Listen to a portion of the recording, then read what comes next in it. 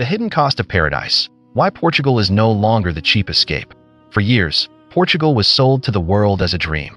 Year-round sunshine, historic cobblestone streets, affordable coffee, blue Atlantic coastlines, and a lifestyle that seemed far more relaxed than much of the rest of Europe. For hundreds of thousands of foreigners, especially digital nomads, it appeared to be the perfect place for a fresh start. But there is a question that is becoming increasingly difficult to ignore. If Portugal truly is paradise, why are so many Portuguese people struggling to afford life in their own country? Behind Lisbon's sun-drenched postcards, a crisis has been quietly unfolding. Rents have surged far faster than local wages. Neighborhoods that once belonged to generations of Portuguese families are gradually transforming into temporary homes for wealthier international residents. And perhaps most importantly, this is not simply a debate about real estate. It is the story of a nation marketed as an affordable paradise for the world, while many of the people who built that nation are finding themselves pushed to the margins. Is Portugal still the dream destination admired by millions?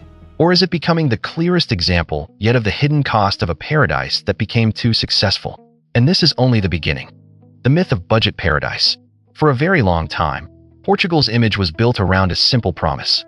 You could live well on surprisingly little money.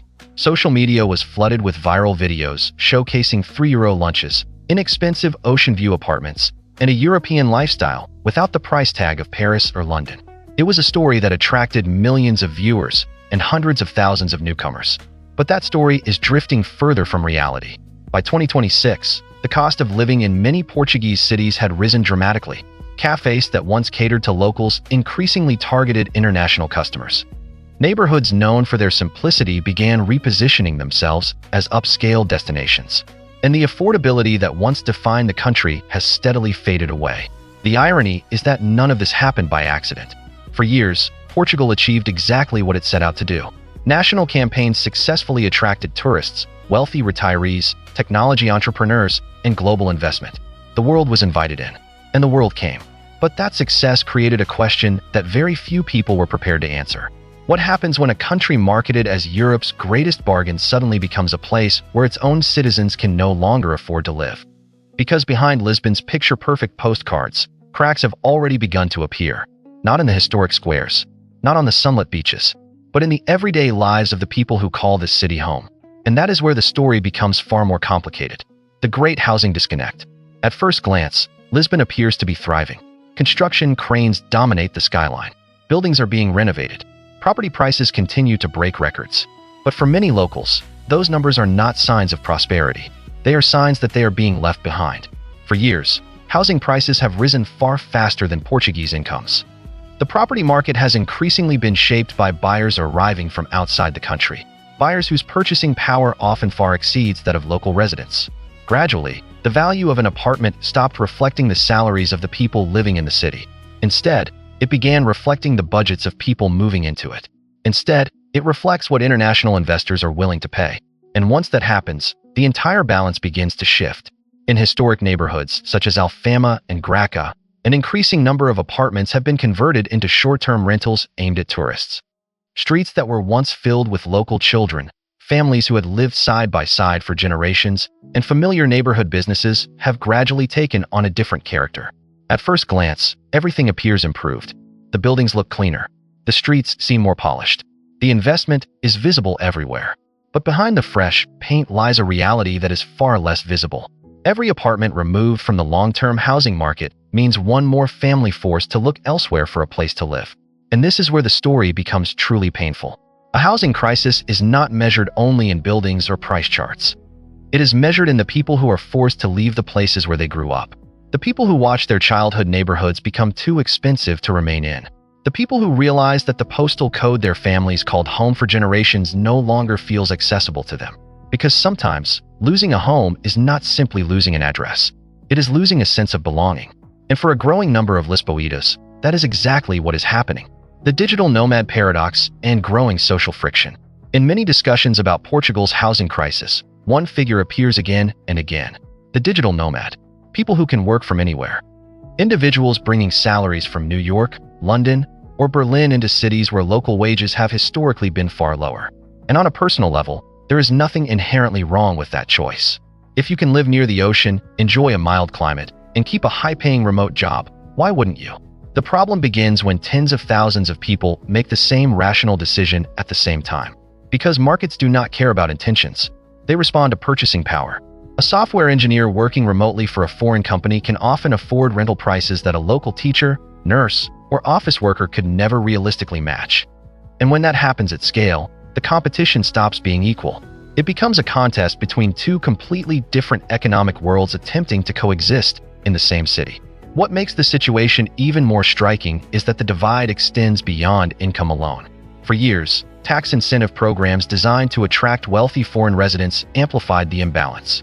Some newcomers received significant financial advantages simply because they arrived from elsewhere, while the people born and working in Portugal continued to shoulder the full burden of rising living costs.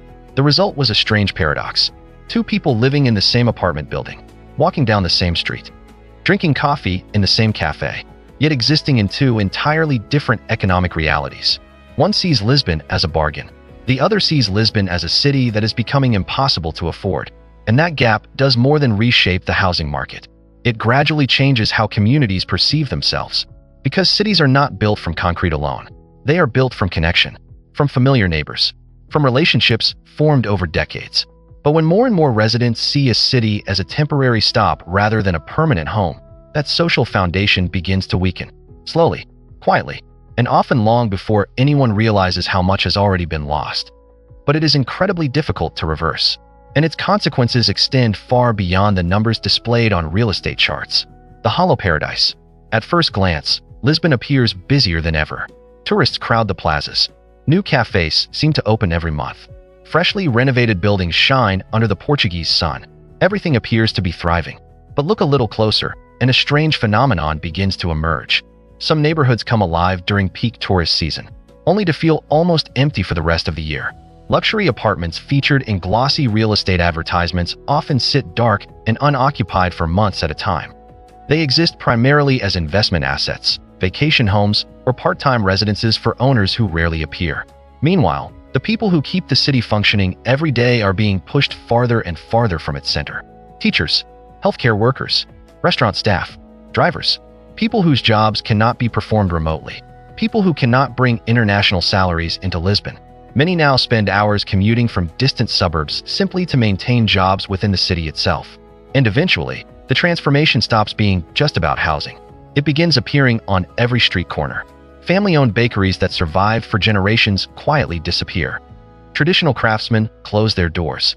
Small businesses that once served local communities can no longer afford rising rents. In their place emerge the same familiar brunch cafes, the same co-working spaces, the same businesses designed to serve a population constantly arriving and departing. At first, it may look like nothing more than changing consumer preferences. But something deeper is taking place. The city is gradually losing the layers of memory that once defined its identity. Because culture does not live only in museums. It lives in the bakery on the corner, in the neighborhood cobbler, in the tiny family-run shops where customers and owners know each other by name. When those places disappear, the city itself may still stand. But a piece of its soul disappears with them. And this is where the story becomes even more concerning. Because if an economy grows increasingly dependent on outside money, tourism, and foreign-owned assets, what happens when those flows begin to slow? What happens when the prosperity of an entire city depends heavily on people who never intended to stay permanently? That is no longer a question of cultural identity. It is a question of long-term sustainability. And the first signs of that vulnerability are already beginning to appear. Defining the future of sustainable tourism. Yet Portugal's story is not simply a story about what has been lost. It is also a story about an ongoing struggle to decide what remains. As the housing crisis becomes impossible to ignore, pressure on policymakers continues to grow. Residents, community organizations, and grassroots movements have increasingly rallied around one deceptively simple question. Who is a city actually for? Investors? Tourists? Or the people who live there year-round? In recent years, numerous proposals have emerged to slow the transformation of the housing market. Debates surrounding short-term rentals, tax incentives, and housing affordability have moved from the political sidelines to the center of national discussion. They are no longer niche issues. They are becoming defining questions about the country's future. But legislation alone cannot solve the problem.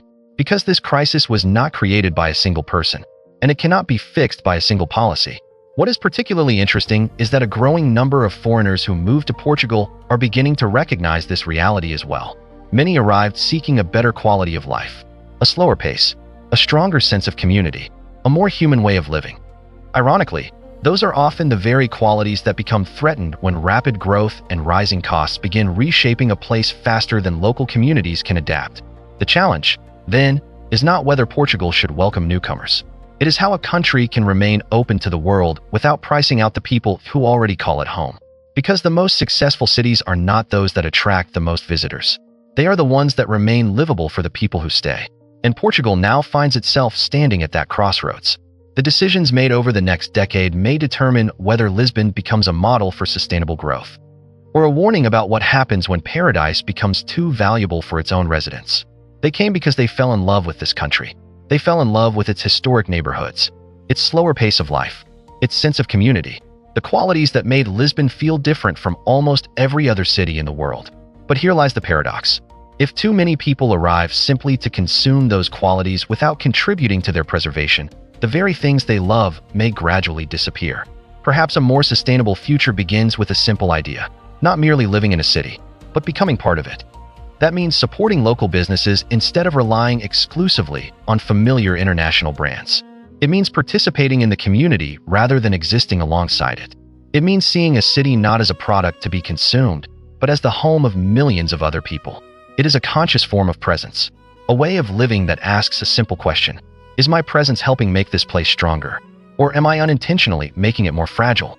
And ultimately, that is a question far bigger than Portugal alone. From Barcelona to Amsterdam, from Venice to Lisbon, cities across the world are struggling with the same paradox. How do you welcome the world without losing yourself? Tourism can bring prosperity. International investment can fuel economic growth. But if success reaches a point where local residents can no longer afford to live in their own cities, then who is that success really for? And perhaps that is the most important question in this entire story. Portugal remains one of Europe's most beautiful countries. The coastlines are still there. The cobblestone streets are still there. The sunlight still washes across terracotta rooftops, just as it has for centuries. But paradise is not defined by scenery alone. It is defined by the people who call a place home. If teachers, nurses, artisans, workers, and local families can no longer afford to stay, then what is disappearing is not merely affordability. It is the soul of the place itself. Because a dream destination can only truly remain a dream when the people who live there are still able to dream as well. And perhaps Portugal's future will ultimately be determined by one final question. Can this country continue to be a paradise for the world if it is no longer a paradise for its own people? And perhaps that is why stories like this deserve to be told. Because behind every perfect travel photograph lies a far more complicated reality. A reality that we rarely stop to see.